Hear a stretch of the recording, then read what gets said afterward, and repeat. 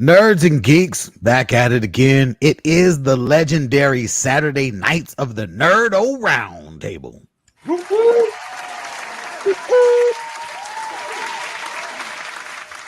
Yours truly, King Nerdificent Twala Sharp in the building, joined as always by the crew consisting of Thomas Talking Cunningham. What it is, good sir. Yo. Ryan Twitch Master McBain. Why does Kershaw hate me? That's what I want to know. Bo Kelly. Ahsoka finale sucked. Let's get to it. Okay, fuck you. Oh, Jesus Christ. It's Anthony, 2 cubicles down. Fuck, man. How do I follow that one? Jesus. Look, I don't know why Mo hates all things Star Wars. The Ahsoka finale was literally when that shit ended. I said to myself, damn it, that's how you end a fucking Star Wars finale, with one of the biggest, most significant cliffhangers that we have seen. I get that it's not Luke Skywalker coming on screen, which was a major cameo and explosion, but what they showed you in the Ahsoka finale was such a major revelation about the future of the Star Wars franchise. The shit was awestruck, but I understand if you didn't actually watch fucking Clone Wars or Rebels, if you didn't watch it close enough, if you skim through the episodes, if you're like a fair weather Star Wars fan, well, yeah, you didn't like it. I'll just hop in and say that hands down, the best Star Wars movie ended on the biggest cliffhanger of the entire nonology. So Empire ended on a cliffhanger. It was the best film. So It was.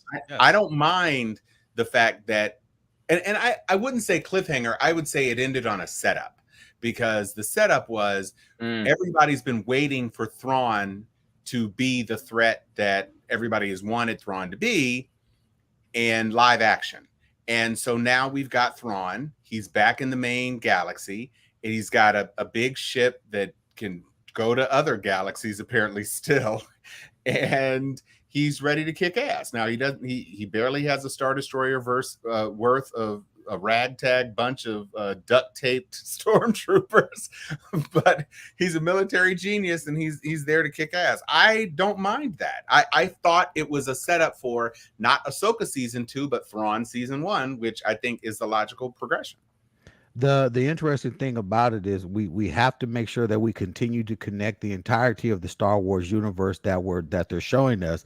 Thrawn returned on the ship that he disappeared on, but we cannot forget the fact that in the Mandalorian there is an entire faction of Empire loyalists, of soldiers, of troops, of ships waiting for his return. So him coming back, even with that ragtag ship, which just showing his ship in live action was phenomenal, but he is coming back to a power that we have not seen in the galaxy of Star Wars for the longest time, and that's not even the cliffhanger that I'm referring to. No, I know. But yes, but Mo is, he just all week I had to sit and look at his dowdy face and have him giving me thumbs down and middle fingers.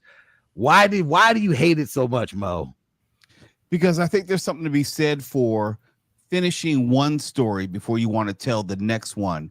Baylan Skoll and his apprentice, that storyline was not really completed, where, as far as I was concerned. Yes, if you want to set up for what may happen in season 2, that's nice, but there is such a thing as paying off the first season story arc and then leaving a cliffhanger so you can tell a different story in season 2.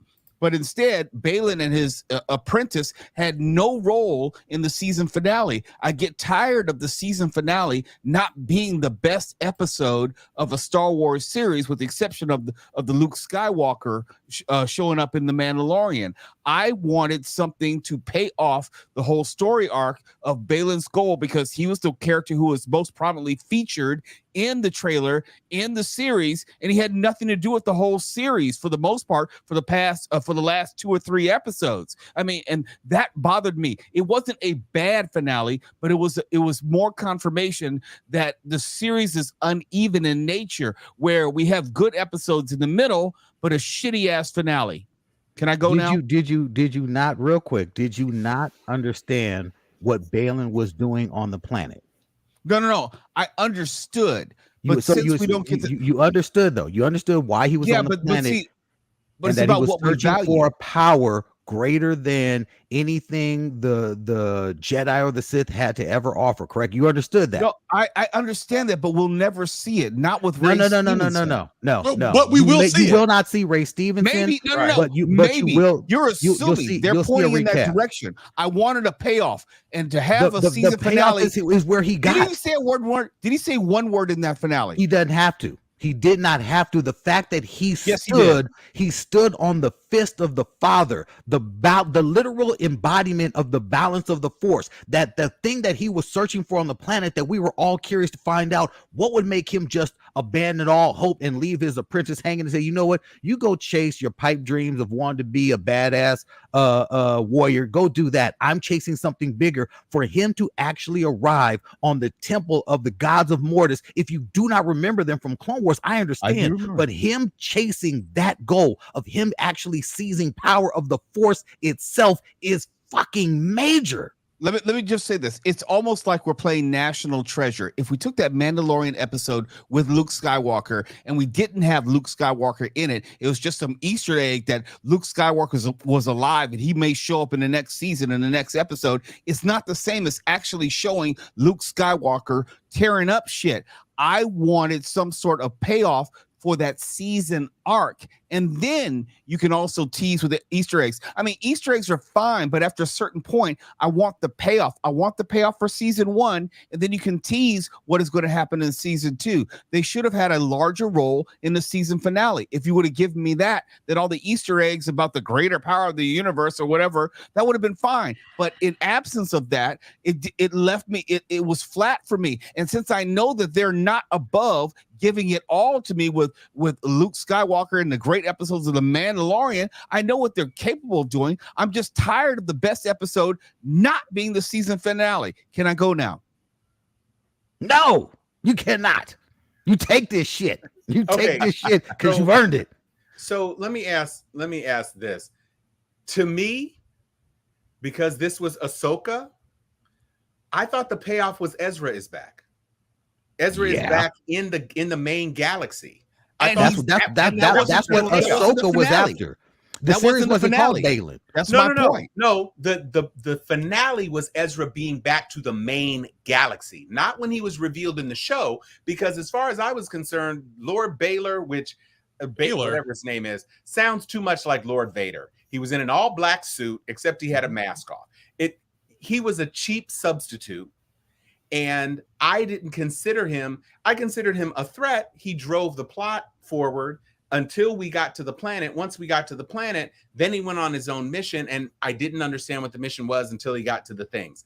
I didn't really care. The blonde chick, I cared a little bit more about why she was such a psycho. But when he was talking all his Yoda bullshit, I was like, okay, so he's just on something and he's got something I don't understand. But Ezra being back and being seen by the people that needed to see him told me that he's going to say Thrawn is here, Thrawn is alive, that's the threat, and that's going to kick off whatever is supposed to come after. And what we're mostly going to be dealing with is Thrawn, whatever the thing is next. Because frankly, those little, toy turtle conch things that were on that planet, that and the fake sand people, that's all there is on that planet as far as I'm concerned, and the big statue. So I don't see very much of a season on that planet, although I guess if they call the star whales to get them, then that could be what we see.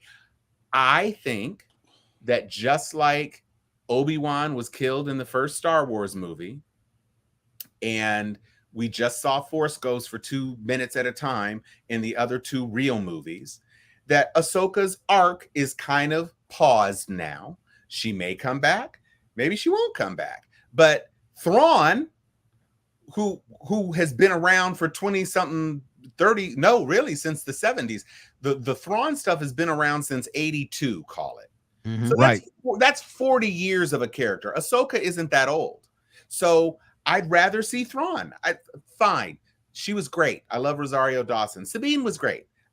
Ezra was a little fuzzy to me, but he was Ezra though. That's Ezra. No, he was very Ezra. I'm just saying, from the cropped haircut I was used to seeing in Rebels to all of a sudden, he's a boy band guy. It's fine. That was the payoff to me. Thrawn is back in the galaxy because he's a threat. Bridger is the whatever. It was off-putting that neither of the two Sith-I had a line in the thing, but Thrawn was the payoff for me, so I didn't really care about that. They gave us fucking death troopers. I'm like, they gave us fucking everything. Yeah, that was they gave us a badass lightsaber battle. Zombie troopers. I mean, like that battle with Ryan, Ahsoka don't let them do that. and Homegirl. That shit was fire. Okay, now I must be allowed to speak. Get him, Ryan. Okay, so Mo and Swallow are both wrong. Okay, the season finale was not bad, and it was not some fantastic thing. It was not some. I thought it was really good. I thought it was good. I was happy. I was content with what happened. And also back to Mo's point, they never teased Luke Skywalker. It was a total surprise in Mandalorian. So it was, to me, that was just a cherry on top. That was just extra stuff, which I enjoyed a lot. Now, there were some payoffs that I really liked in the season finale. I loved Sabine's arc. Okay, her trying to use the Force, trying, and her finally be able to pull it off at the end when it mattered the most. I was like, didn't see that one coming. Of course that was going to happen. But dude, that's the story arc that made me care about the character more. Baylan, I care about him now too. It's a shame. It really is a shame that Ray Stevenson is not going to be able to enjoy the fruits of his labor because everyone thinks he did a good job. He's getting all this love and he can't enjoy it. The rumor is they're going to do a season 2, another season of Mandalorian, and then have a Dave movie by what's his face? Filoni. Yep. Filoni. That's the rumor where they're all going to be together. So when I'm watching season finale, I ask myself, am I going to watch the season 2? I'm like, yes, I am. So they did their job. And Mo, you can shake your head all you want, but you know damn well your black ass is going to watch season 2. You are. You need to stop it with the sound effects. No. Just because I watched something doesn't mean that the shit was good. I watched Star Wars Episode 9. The Last Jedi was bullshit. Okay, yes. One has nothing to do with the other. I am interested in seeing where they're going to take this story. Okay, we have not seen the end of Ahsoka, and even Ahsoka even says, I'm where I need to be. So some shit's gonna go down where she's at. Right, but you know the parameters, if only because Ahsoka does not exist in the 7, 8, 9 universe. I think they marginalized her because her story has been relegated to that new galaxy, whatever, and she just finishes. They can do here's the thing: they can do so many things with this. Yeah. They can do like in this scene, Ahsoka's doing shit over here, and then Ezra's doing some shit over there. Or they can go back and get Ahsoka. They can do so much stuff with this. Dude, I don't understand why you're not interested in seeing where they're going to take this. This is a big deal. But it's 3 years from now.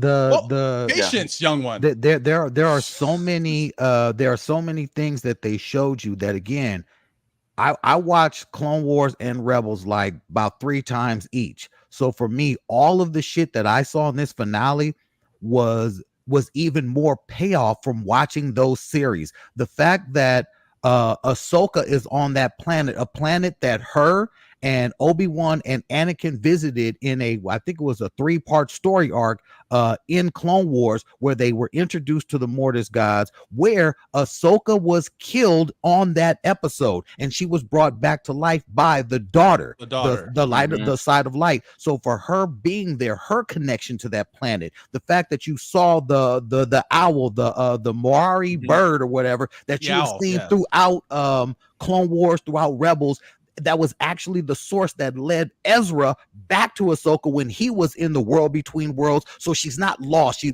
don't even need the space whales because they've shown you clearly a way back to her. There were so many different things that they gave us in this episode for, again, die hard. This is like, yo, I'm going deep cut with this shit. If you've watched everything I've done, you'll get everything that's happening in this finale. See, this is why I like Ahsoka so much, where Andor deals with the street level, grimy, how war is going, like that certain perspective. It doesn't dwell into the fantasy of Star Wars.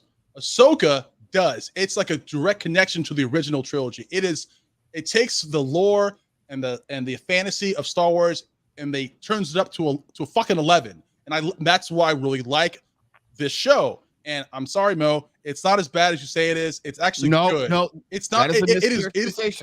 I said I did not like the finale. I didn't say I didn't like the series. Okay. Then the season finale was also good. It was not great.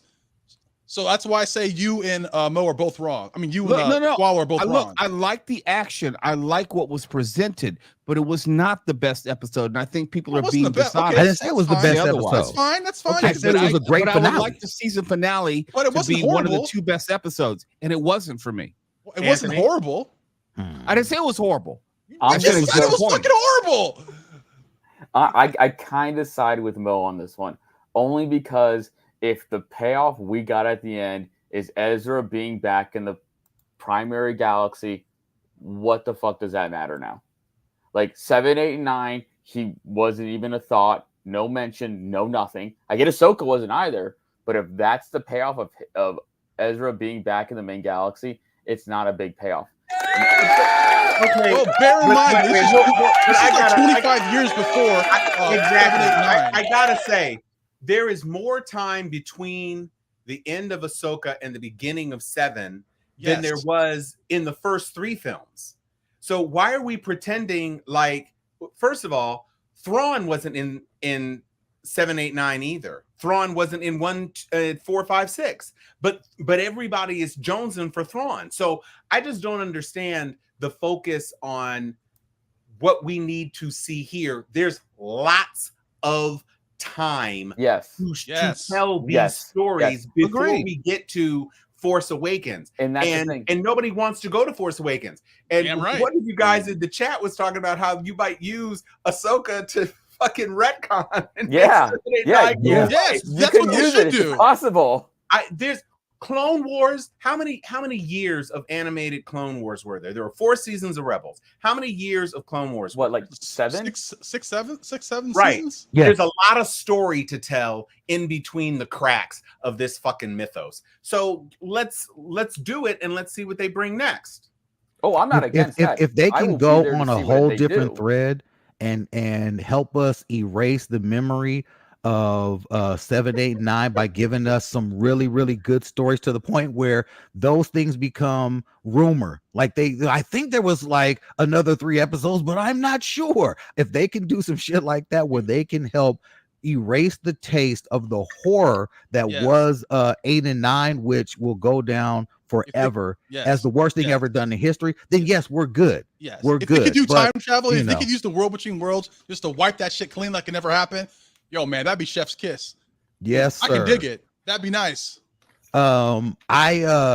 Disney has had a major week with the Ahsoka finale, and same week the debut of Loki, which I did not see. I haven't watched anything this week except for What's the wrong with Ahsoka you? finale. I haven't had any time. Mo will tell you I'll be at that station till late as fuck. He was up there till like 3 a.m. last night. So yeah. Damn. Like it's a thing. There's a lot of stuff that we're doing behind the scenes. So I haven't seen it. I will watch it, and my watching it will be based on your review. Is Loki actually worth the sauce? Yes. Yeah. I mean, look, at the end of the day,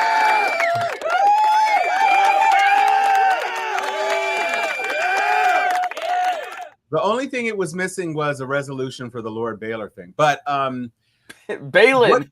What they definitely did not do was shy away from Jonathan Major's face, because that wide ass nose was all over the episode. So Nostradamus.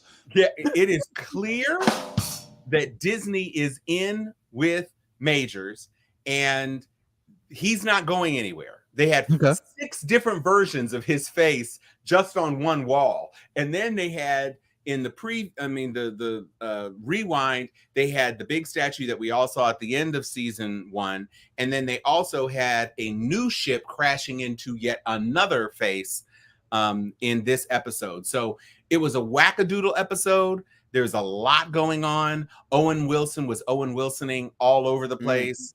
My big sister Ruby from Lovecraft Country is on fire. They've taken Gugu Mbatha Raw out the picture for the time being, so it was all Big Sis and Loki, and of course they introduced everybody's favorite multidimensional elf from Everything Everywhere All at Once. So he's just having a big multiverse. Yeah, he's having a big multiverse thing right now as Ouroboros Obi, and it was a neat episode to me. Good. It's intriguing. It's like Sylvie comes in at the very end. Spoiler alert, I guess. But I mean, if you didn't think she was going to be in there, I don't know how you wouldn't think she would. She was the most important aspect of the finale. So, but it was very much getting the old team back together, and it worked. I enjoyed it. Now, obviously, I'm going to be watching it as one of the shorter Disney Plus series. It's kind of annoying because you're like 23 fucking minutes. Give me a break. But you know, short by episode. I thought you were saying short, like we're not getting a lot of longer episodes. than that. No. Yeah, a little bit, but I mean, you get the credits and then the end credit scene. Yeah, that doesn't count. So the episodes are short. Okay. My favorite part was the sequence between Loki was talking to the elf. I'll call him the elf, whatever. In the past, and then in the present. But my question is, so the MCU has set rules for how time travel works. Changing the past won't change the future. So is it because like the TVA? TVA. So my question is it because the timelines are all fucked up now that you can do that now? I'm really confused by that. No, they said time doesn't work the same way in the TVA. Yeah, so it's just the fact that they're in the TVA is how time is being affected, because they said that you can't go back and change, you can't go to the past to change the future. That just becomes your new branch in the timeline. New branch, but in the TVA, like when he goes back and he drops the ball and cracks the glass, and he goes back to present, and it's cracked, time's working different in the TVA. So that's kind of curious. I hope they expand on that, because that might cause, that might have major ramifications for the MCU. I'm very curious. It piqued my interest. The TVA is kind of not in the regular universe anyway. It has its own rules that it's always had, because it's pruning the branches that are being created anyway. So they're always out of time. Mobius doesn't know how long he's been there. Mobius hasn't been there since the beginning of eternity, because he was pruned from a timeline and brought there and mind wiped, but he has no conception of how long that was. And even when he went back and put the crack in the ground, the Randy or whoever the guy is that he bumped into, he was like, well, it's been there as long as I remember, except he was there in the past when it wasn't cracked. So everything's kind of working a little wonky now. He didn't say, yeah, you cracked it. I don't know when you did it, but you cracked it. He said, it's always been that way as long as I remember. And then remember, if it's the same timeline, when he goes back at the end of season 1, it's the one statue of Kang. And then the season 1, episode 1, it's the 3 time gods. So all of that is all different even. That is true. Yeah, except that the one time god head was on the table. The statues. Yeah. They were hidden behind that mosaic that he destroyed with the thing. The statue outside we were talking about. The statues outside. The ones outside were replaced by Kang. So, and that's a Sylvie. No. The 3 outside replaced Kang. Because remember, the Kang statue was there first. That's the beginning of season 2, episode 1. He's in the past. Then as time goes on, the 3 monoliths replace the 1 Kang monolith outside. Oh, I see. Yeah, okay, now I know. Okay. At the time he went into the past, when he time slipped into the past, he time slipped before Sylvie killed the one who remains. Yes. What I've been hearing so far from people who have watched this first episode is that Loki has the potential to rewrite the Marvel Cinematic Universe, to find a way to explain. By rewriting the Marvel Cinematic Universe, you basically are able to jumpstart an entirely new universe where you are able to successfully introduce the Fantastic Four, which, good news, Fantastic Four is starting to shoot They're starting to production in London right now.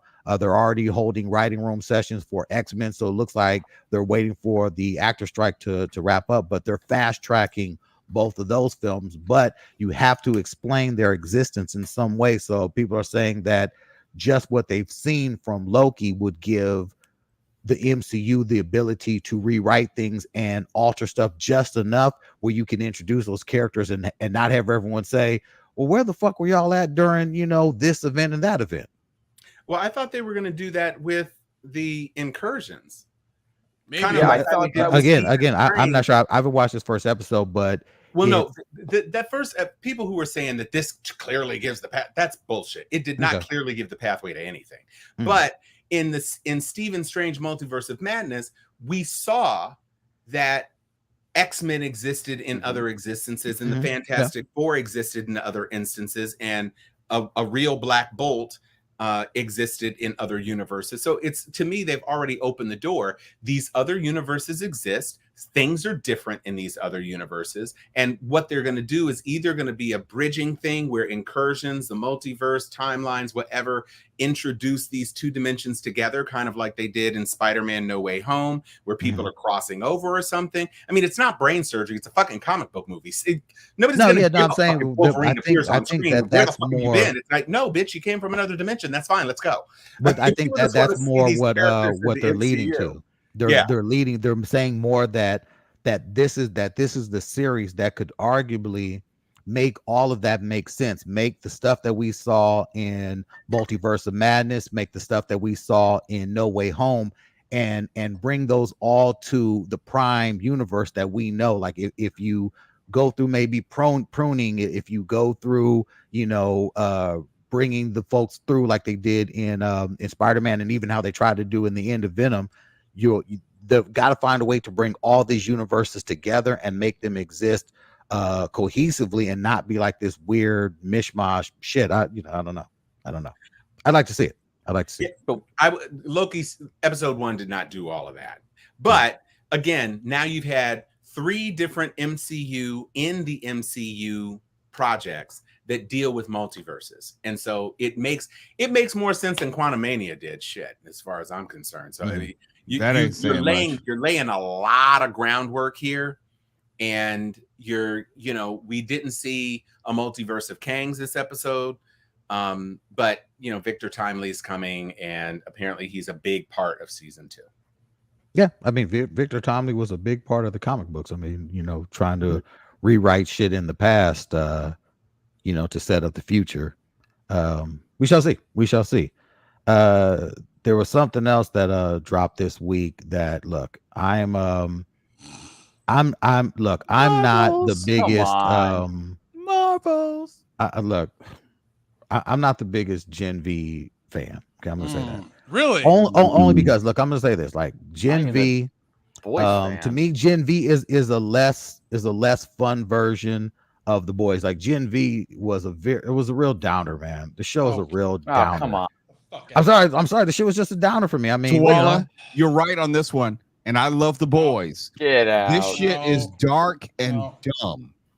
I mean, you're killing people with your period blood. Come on now. It's not only period blood. Oh, whatever. But it sets the stage. They're just trying to shock the audience for the sake of shocking the audience. How many episodes did you watch? Did you watch 4 I watched yet? the first 2. You gotta watch 4. Oh yeah, you gotta go watch 4, Mo. You haven't gone far enough. Look, I don't give a damn. I don't like what I've seen so far. Tuala, am I You're wrong? not gonna watch 4 then. Yeah, I stopped at episode 2. I mean, I didn't know there was an episode 4 yet because I was like, I don't know if I'm going back to this world. Thank you. Look, I don't know why. Go ahead, Anthony, please. Look, it's not gonna win an Oscar. It's not going to win an Emmy. It's not there for that. It's just it's a fun. And it's what would happen if superheroes existed in the real world. And this is what these dumb fucks would be doing. Yeah, but we have all this over the top, vomiting so you can shrink and then you slide down a dick. It's just, they're just going for, going for shock value. I don't think it's good storytelling. So she's a dick rider. Okay, that's fine. But let's be clear. In season 2 of The Boys, you had a guy shrunken down inside another guy's dick who blew his dick up. Which again, I thought that shit was horrifically unnecessary. But I'm Thank saying you Okay. can't say that her grabbing what basically amounted to a human-sized dick prop was grosser than Termite blowing up inside his lover's dick. Or dude getting nutted on by a but you're huge missing- penis. But you're missing a major the point. elephantine penis that was No. But there were other elements of the boys which were more enjoyable. There was funny storytelling. Mother's Milk was funny. There were other aspects in characters with greater backstory and character development, which justified the story. And just because you have like hero-gasm, that is one part of the story, but that's not the fullness of the story. Gen V doesn't have any redeemable characters at this point. It doesn't have some sort of great story. I don't care about Sean Patrick Thomas's character. He's not some great villain. I don't care what is he anyway. He's like a minor superhero. I didn't get that far. I don't know. No, the brother Sean Patrick Thomas.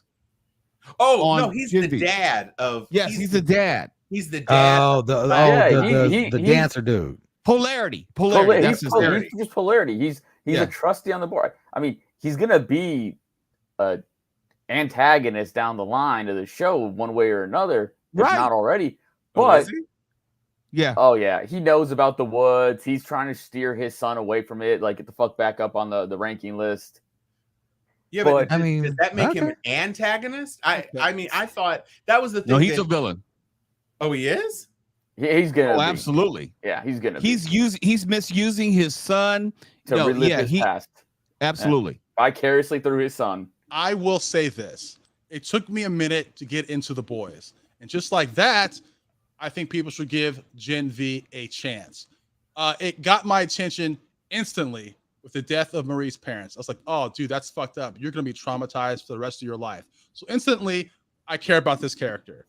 And then, by the way, I love it when a show introduces somebody and they do something that's really gangster or is funny as fuck that makes me remember that person forever. Cricket is fucking funny to me. I love that fucking character. How the fuck are you trying to act all hard, talking all this gangster shit, and then you're about to box a gerbil? That's just funny to me. I fucking love this character. Dude, like this, I'm intrigued where it's going. I don't know why people don't want to give it a chance. Now, granted that there's a lot of shock value, but that's what this universe is about. I know what the rules are now. There's a lot of shock value. There's nothing off the table. Yeah, nothing's off the table. Give it a chance. I don't think floating dicks and all far as the boys did yet. I agree. No, they didn't. I think for me, within the first 2 episodes, Termite going in a dick and blowing it up.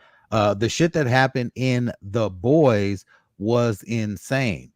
I'm not talking about the shock value. What I said was Gen V for me is a less fun version of at least the boys. They attempted humor. They attempted to have a good story. So far, I don't care about these fucking young people and the shit they're going like. There's nothing interesting about this. Lacks the very storytelling that the boy had. Now I get it. This may go somewhere, but the boys went somewhere right away. And maybe it's because I'm familiar with the comic story. So maybe because I'm more familiar with the boys, and there was something for me to see like how they're interpreting that comic book. But for me, these are characters that I'm not familiar with that I'm like, all right.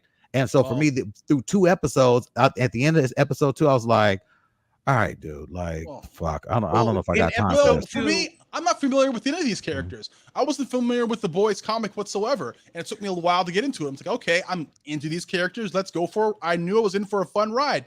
The same with this. I don't know anything about any of these characters. And they've already grabbed my attention quicker than the boys grabbed my attention. Well, I'll say this.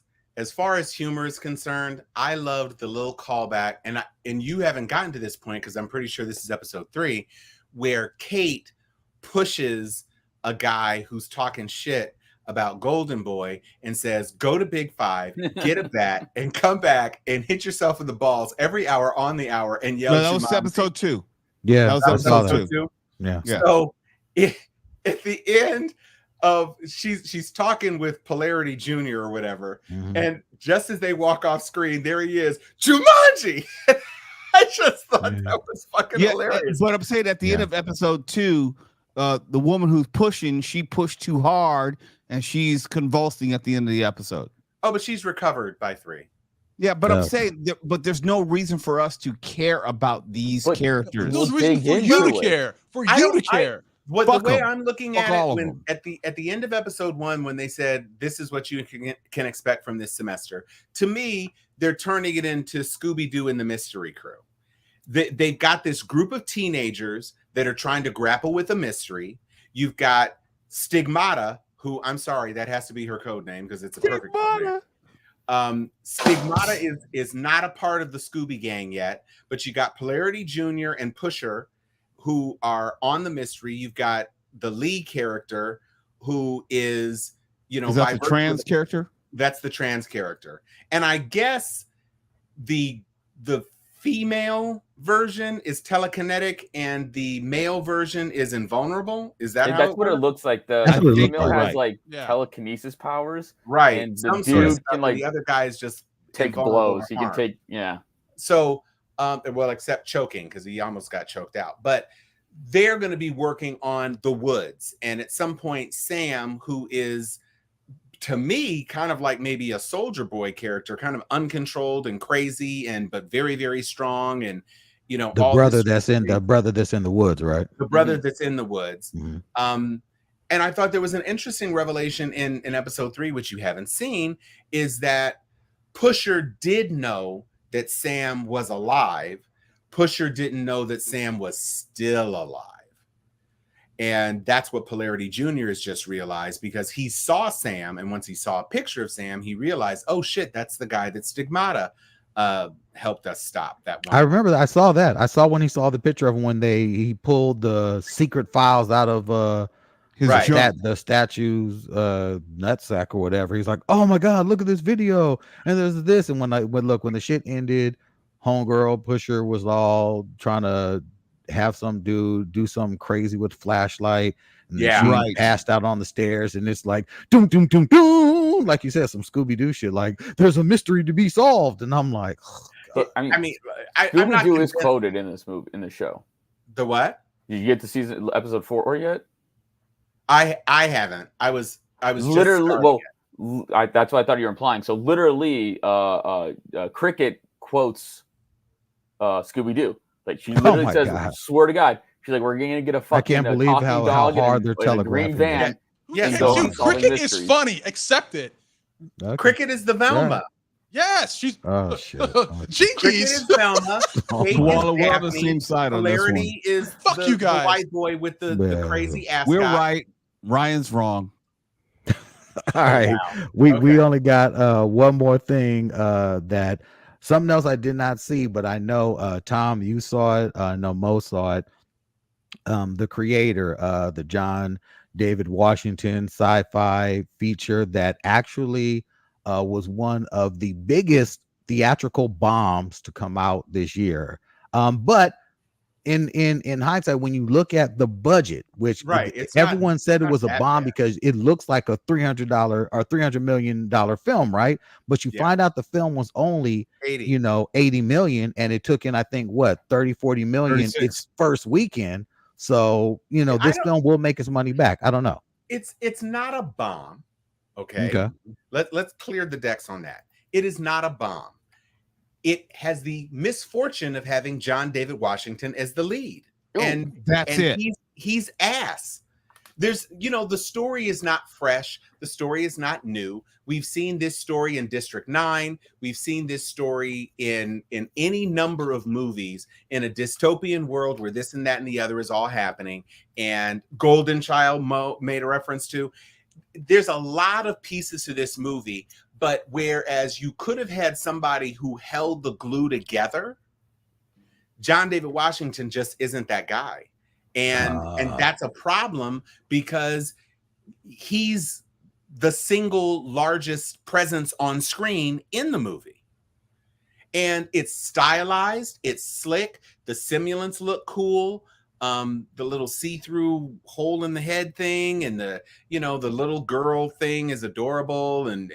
But I don't understand who John David Washington is, other than the fact that he loves his wife or loved his wife, whatever. That motivation, he was really, really in love with her, while he was also deep undercover in trying to find this person. And I'm not going to spoil it, but none of y'all are going to see it anyway. So he was trying to find this person because this person was creating a weapon, and the weapon was going to destroy the humans' advantage in the war against the AI. So it's a little Terminator, it's a little Golden Child, it's a little District 9, it's a little, you know, surrogates. Oh my gosh. And then he just can't pull it off. I was much more intrigued by the female character, the female actor from Allison Janney from West Wing, and Jane. She was a badass. She was like, if Ripley had gotten old on Earth, that's who Allison Janney was. She was a bad bitch. And so, but it couldn't be about her because she didn't have a connection with the AI. John David Washington was the guy who had to learn to love, and it's just, yeah. See, I've seen that story too many times. Okay, you have. All right. But at least it was beautiful, because it's like, it's hard for me to find a reason to want to see this. No, it is a beautiful landscape that they have created. It is a beautiful world that they've created. It's set in 2070, but it looks closer to 2270. Honestly, I don't think our society is going to jump that far in the next 35, 40 years. Right. But some of the storytelling is called The Creator, so you kind of know that there's some religious implications. There's some allegories regarding civil rights, which are on the nose, and I think it's lazy in that regard. If they had a different chapter title, lazy as fuck. Yeah. If they had a different lead other than John David Washington, who I think is a fine actor, but he wasn't fine for this. The emotional range demanded of this character was way beyond his skill set. Way beyond. And his love for the character Gemma Chan, I can't remember what her name is in the movie. Maya! Right. You could tell some of the reveals were obvious to see. Very obvious. But I do appreciate the ambitious nature of the storytelling. It is an original story.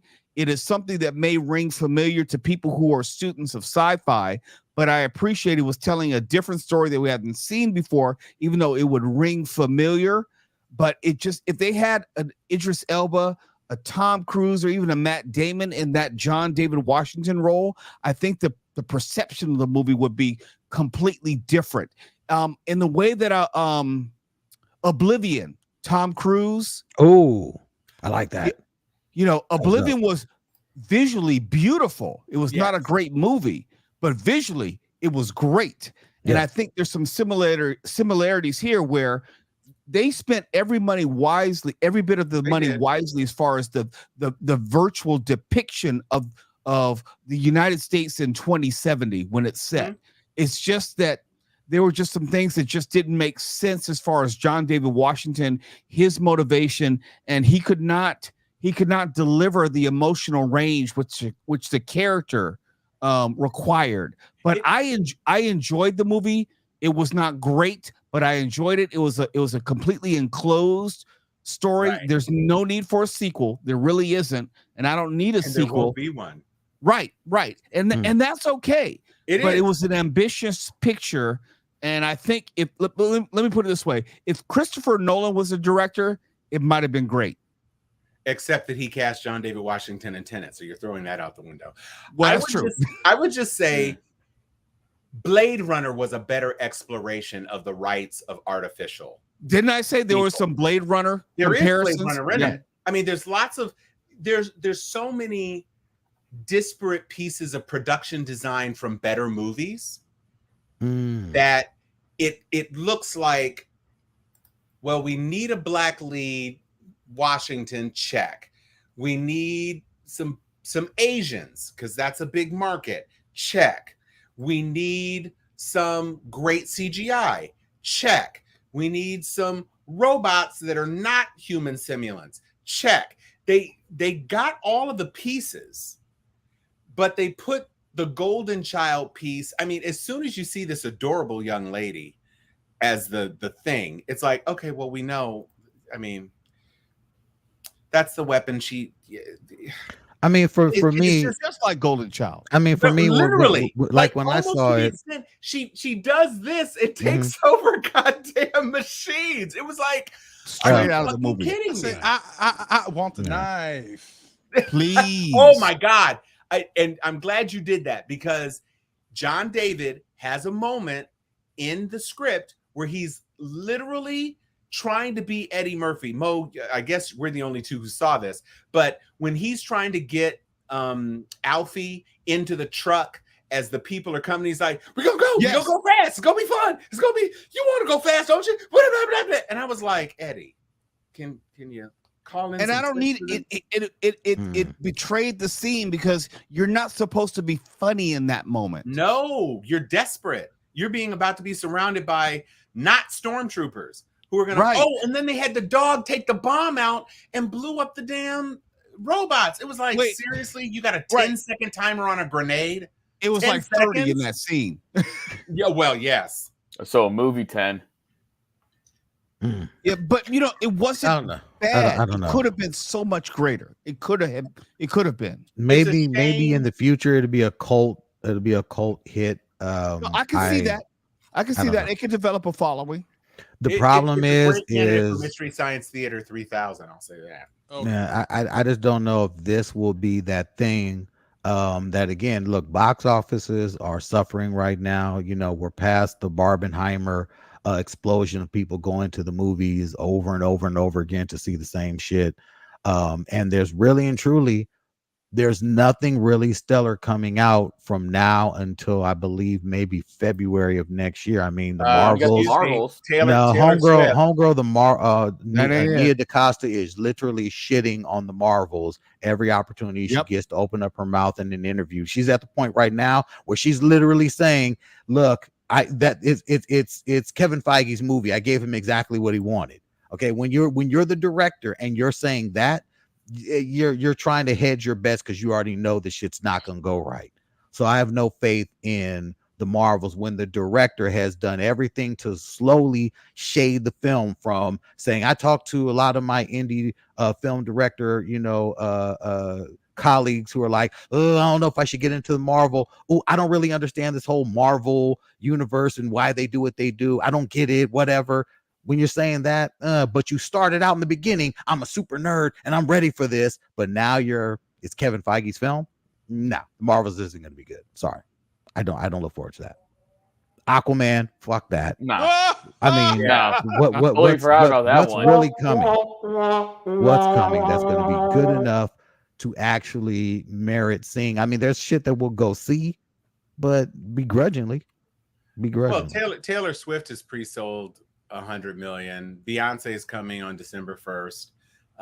Those are going to be event films where people are going to go to theaters to see it because people couldn't afford, $1,400, $1,500, $15,000 for a Beyonce ticket. So they'll go see it in the theater. I'm going to go see it in the theater because I couldn't. Well, you have to be a fan. We're not talking about general audiences because I'm not seeing either film. Well, I'm not going to see Taylor Swift. I would never. But I think there is an audience for these sorts of films because, I've said for a while, I've said on previous shows, these empty movie theaters that don't have big films should be doing some shit to get people in the seats. And if you want to go see a fucking Monday Night Football game on a 600-inch screen with your yelling buddies when you can get beer from McGuffin's, then fucking do it. I do whatever you need to because I want to see films on the big screen. And I went and saw Equalizer 3 with my mom. It was probably the last week it's going to be in theaters because it was this week. And there were 3 other people in the movie theater. But I appreciated being able to see it on the big screen. It's not a great movie, but it's like slow John Wick is how I describe Equalizer 3. Some really very slow. Some really good murders in the first 5 minutes and some really cool murders in the last 5 minutes. And then a whole lot of tea and a fine ass Italian sister who Denzel doesn't get to get down with. And babies running around and some ruthless. Oh no, I forget. There was a 45-second violent sequence in the middle, which was also dope. But you know, John Wick is killing 742% more people per movie, and Slower though. Damn. Denzel was a cold ass dude. I will say, but his McCall is very different from the TV McCall. His McCall is this guy with like OCD, and he's twitchy, and he's really smart, and he's really violent and capable in a way that McCall was never that physical and violent and capable. But they built his thing around, I unfold the napkins, I bring my spoon, 9 seconds, and all this other sort of stuff. But I mean, he's a badass for 10 minutes. I'm good. Out of a 2-hour movie. I'm good. I got a question for Tom. Why is it in Equalizer 3 they have a chance to kill Robert McCall in this town square for everyone to see? Right. And the whole point of them, the bad guys in that town square, is they wanted to make an example, a public example, so no one would ever try to rise up against them. But they don't kill McCall because people pull out their cell phones. That makes no fucking sense. Well, I think the issue was that he is a known mafioso, or the Camorra, whatever they called him. And if he was on camera shooting McCall, who actually is a retired USA CIA agent, then you're on camera shooting someone. And that's incontrovertible evidence. Normally the big mob boss isn't out in a place where he can be covered like that. Now they're insulated. I found it almost more unbelievable that in the third act climax, he only had like 10 guys in his whole villa to protect him. That's all. When I tell you McCall made short work of those motherfuckers, but he 3 minutes. I mean, he ran through them like a knife through hot butter. And then the coldest part is that he fed the dude all the bad Syrian drugs. And so he said, you've got 6 minutes before your heart explodes. And he ran him through town. Motherfucker gets hit by a car and then crawls. And then his heart seizes, and McCall flips him over, and he's like, yeah, bitch, I'm out. And then he goes back to Altamonte and doesn't smash the badass black chick. But he thinks that he can still live in that city peacefully. How does that happen? Because the rest of the mob has got to be coming. Although, if your number one dude, the head of the 5 families, had his entire crew wiped out and he's killed in the middle of the street, I know I'd be taken aback. Like, oh. But I don't know. At best, there's a vacuum, and Right. someone comes in and fills that vacuum, and they still look. Robert McCall doesn't have a peaceful existence. No. There's And no way. the thing about it is, if he's in the same town, it's not like at this point you're like, well, we know this dude does kill his ass from a distance. Hey, ain't that the dude down the street? Don't let him get close. Pow! Sniper. I mean, he's not fast.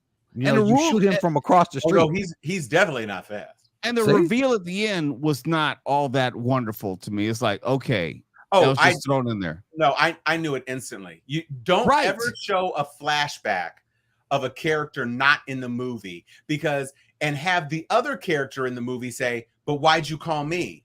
I'll let you know eventually. But why'd you call me? Message. But why did you call me? Bitch, you're the daughter of his best friend. What the fuck? And like, how did you not know? Oh, okay. Like, you didn't know. I mean, you came up with the name McCall.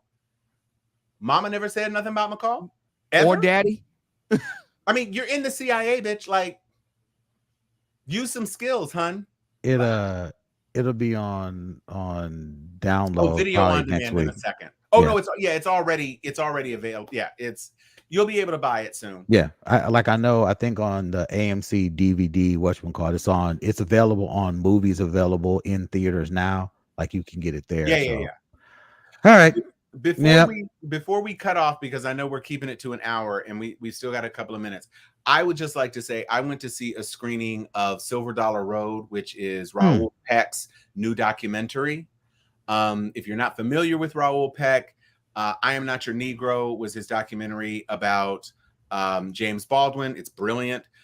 He also did a documentary and a feature about Lumumba. He's done documentaries and shorts about political issues and the circumstances and the consequences of people fleeing Haiti after the Duvalier regime. He's done a couple of different things about that. A great one of his earliest films was about a guy who fled Haiti from the Tonton Macoute, and he finds a guy who was in the Tonton Macoute living in the same city as him. And it's a whole thing. Like, if you found your tormentor, what would you do, basically, is kind of the premise of that one.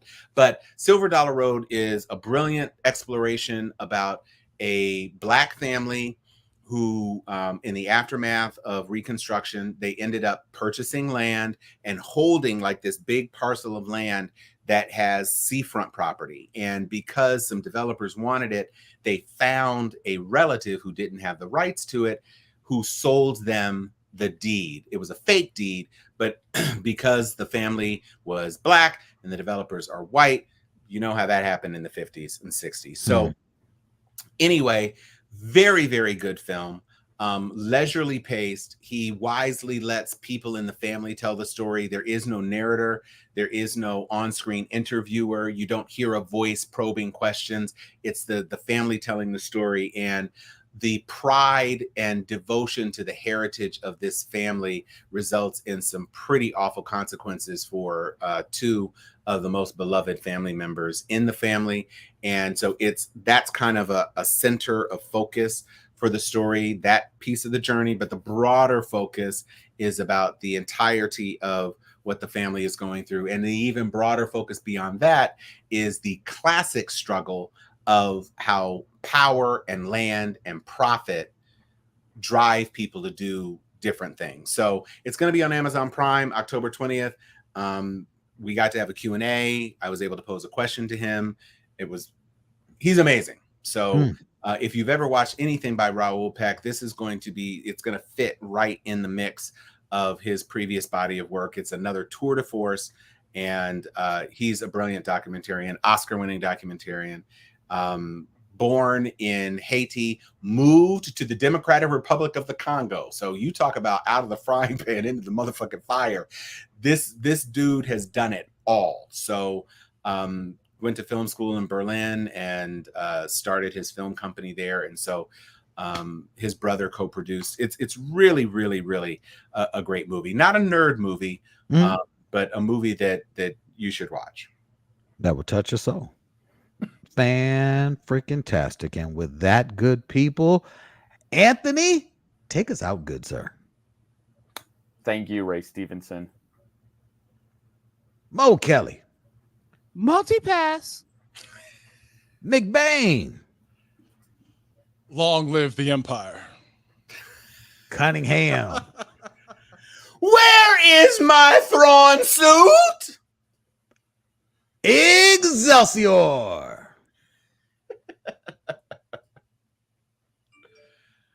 Booloo. Where's the little? Oh, Where's the little blue?